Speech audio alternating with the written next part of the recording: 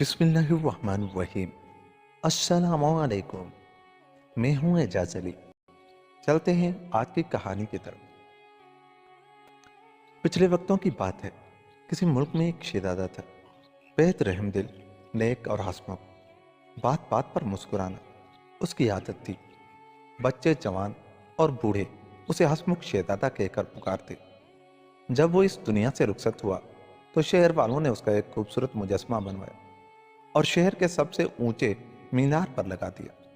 مجسمے پر سونے کے پترے منڈے ہوئے تھے، اس کی آنکھیں نیلم کی تھی اور تلوار کے دستے پر سرخ یاقوت لگا ہوا تھا۔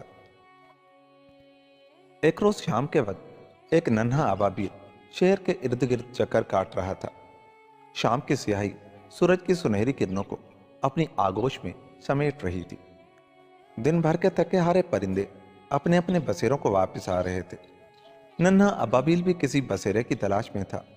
اس کے دوسرے ساتھی کئی ہفتے پہلے مصر جا چکے تھے۔ وہ بار بار شہر سے چکر کاٹتا اور پھر آسمان میں کھو جاتا۔ آخر کافی عرصہ گھومنے کے بعد اس کی نظر مجسمے پر پڑی۔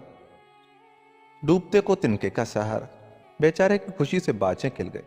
ایک ہی اڑان میں شہزادے کے پاس جا پہنچا اور اس کے سنہری پیروں میں ڈیرے جما لی۔ تھکا ہوا تو تھا ہی، نیند سے آنکھیں خود بخود بند ہونے لگی۔ اس نے ایک ہلکی سی جھرجھری لی اور اپنا سر پروں میں چھپا لیا۔ ابھی نندیا رانی اسے تھپک تھپک کر سلا ہی رہی تھی کہ اوپر سے پانی کا ایک قطرہ اس پر گرا۔ ابابیل ایک دم چونک اٹھا۔ آسمان پر ننھے ننھے تارے موتیوں کی طرح چمک رہے تھے اور بادلوں کا نام و نشان نہ تھا۔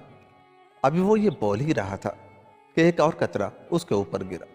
اس مرتبہ وہ بہت سٹ پٹایا اور وہاں سے اڑ جانے کی ٹھان لی۔ وہ اڑنے کے لیے پر تول ہی رہا تھا کہ ٹپ سے تیسرا قطرہ گرا۔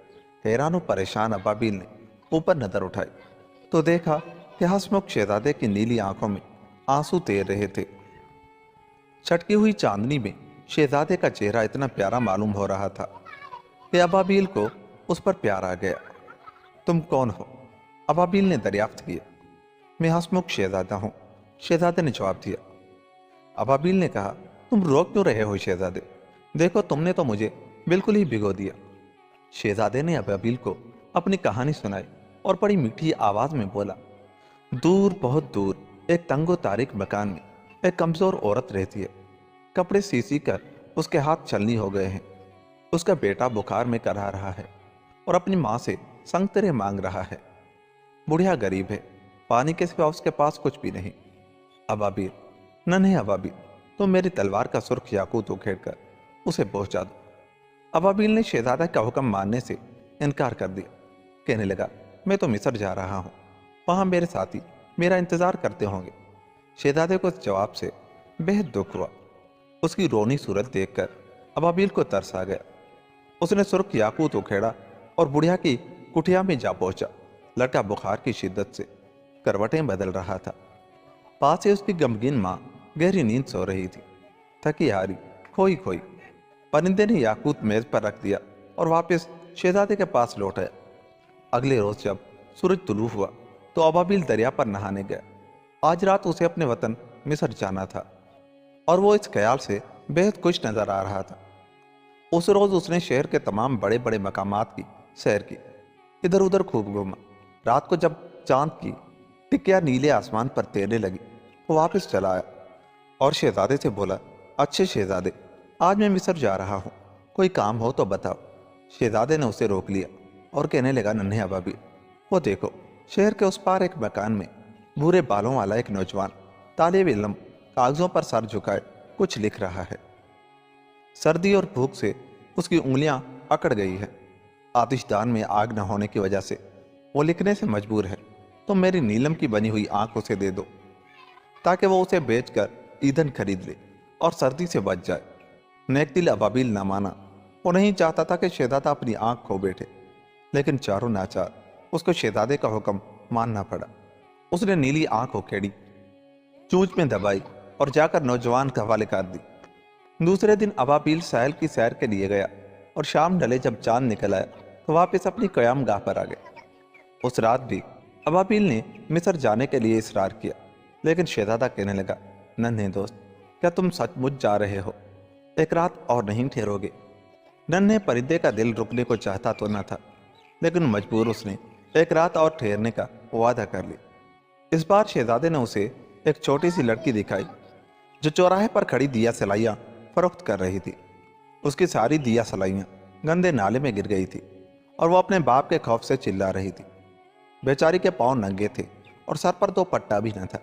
नेक दिल शहजादा बोला, नन्हे दोस्त, तुम मेरी दूसरी आंख निकाल कर लड़की को दे आओ ताकि वो अपने बाप के मार से बच जाए। मगर अबाबिल न माना। उसने चिल्लाकर कहा, नहीं नहीं, मैं हरगिज़ ऐसा नहीं करूँगा। तुम चाहते हो कि हमेशा के लिए अंधे हो जाओ, तुम्हें मेरा हुक्म मानना होगा, शहजादे ने कहा।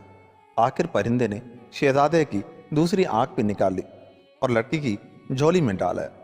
अब शहजादा अपनी दोनों आंखें खो चुका था, इसलिए वफादार अबाबिल ने पक्का इरादा कर लिया कि वो जिंदगी भर अपने नेक सीरत दोस्त के पास रहेगा।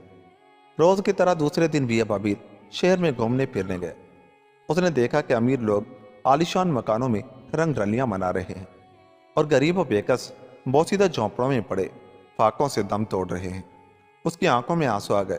वापस आकर उसने शहजादे को सारा वाक़या कह सुनाया। शहजादा बोला, मेरे जिस्म पर सोना मढ़ा हुआ है, तुम एक एक टुकड़ा चुनते जाओ और मेरी कौम के गरीब और मुफलिस इंसानों में तकसीम कर दो। अबाबिल एक के बाद दूसरा, दूसरे के बाद तीसरा सोने का टुकड़ा अपनी चोंच में दबाता और गरीबों की झोलियों में डाल आता। होते होते शहजादे ने अपनी हर चीज़ कुर्बान कर दी। उसकी कुर्बानी से सूखे हुए चेहरों पर रौनक आ गई, रोते हुए लबों पर जिंदगी का निखार आ गया, मगर खुद उसका जिस्म रोज बरोज कमजोर और लागर होता गया। उस रोज बड़े जोर की आंधी आई, ओले बरसे, शहर की गली कोचे बर्फ से अट गए। नन्हे अबाबिल का जिस्म सर्दी से सुकड़ने लगा। शहजादे के पैरों में दुब का नन्हा सा परिंदा सर्दी से ठिठर रहा था, मगर उसने शहजादे का साथ न छोड़ा। आखिर उसने महसूस किया कि वो ज्यादा देर तक जिंदा नहीं रह सकता। खुदा हाफिज प्यारे शहजादे, उसने मध्यम आवाज में कहा, लो मैं जा रहा हूँ। ये कहकर वो बड़ी मुश्किल से शहजादे के कांधों तक पहुंचा, उसके लबों को चूमा और हमेशा के लिए गहरी नींद सो गया। और यूं ये कहानी भी खत्म हुई। दोस्तों, अगर आपको हमारी ये कहानी अच्छी लगी तो जाते हुए हमारे चैनल को सब्सक्राइब कर लें। मिलता हूँ किसी ऐसी ही कहानी के साथ, तब तक अपना बहुत सा ख्याल रखिएगा। अल्लाह ने के बाद।